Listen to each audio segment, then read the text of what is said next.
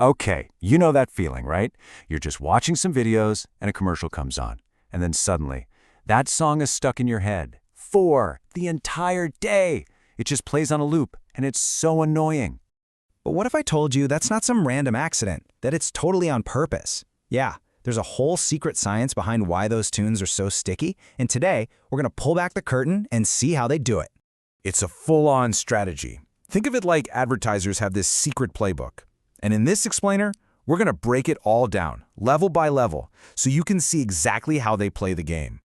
All right, let's jump in. Level 1, hacking your feelings.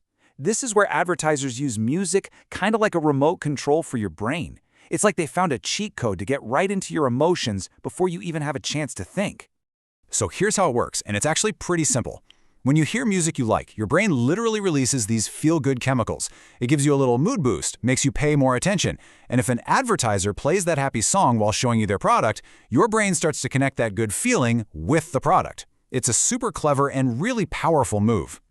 And they get really specific about it. I mean, think about it. For a new video game or a fast car, you're going to hear that upbeat, high-energy music that gets you all excited. But for something more serious, like insurance, they switch it up. They'll use calm, slow music to make you feel safe and secure. It's all about matching the vibe to whatever they're selling. Okay, on to level 2, the memory mission. See, it's not enough for them to just make you feel good for 30 seconds. Nope, the real goal is to get their brand stuck in your head permanently. They are literally trying to create a viral meme before your brain. And their ultimate weapon? The earworm. That's the actual term for a song that gets stuck on repeat inside your head. And this is no happy accident. Advertisers design their jingles specifically to become earworms, locking their brand name right into your memory. So how do they build one of these things? Well, it's kind of like a recipe. First, you start with a super simple structure. Then you add a clear, steady beat.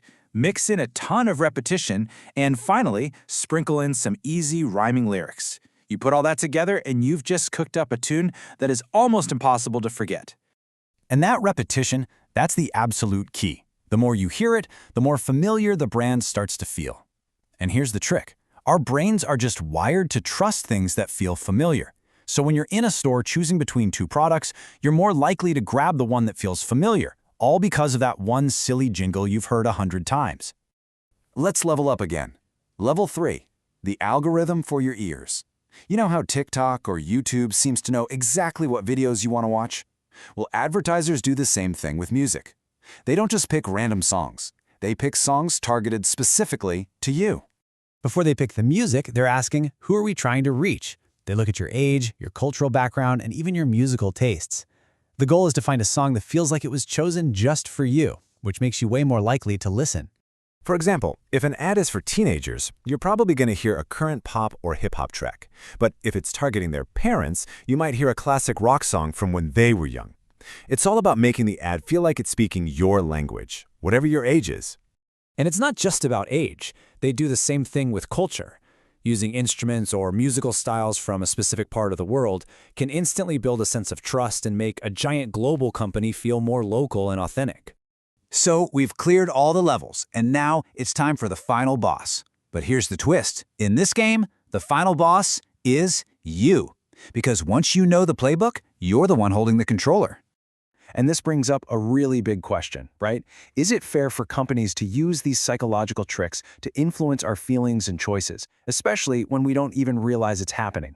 What do you think about that? So here's the most important takeaway. Knowing the playbook lets you see the plays.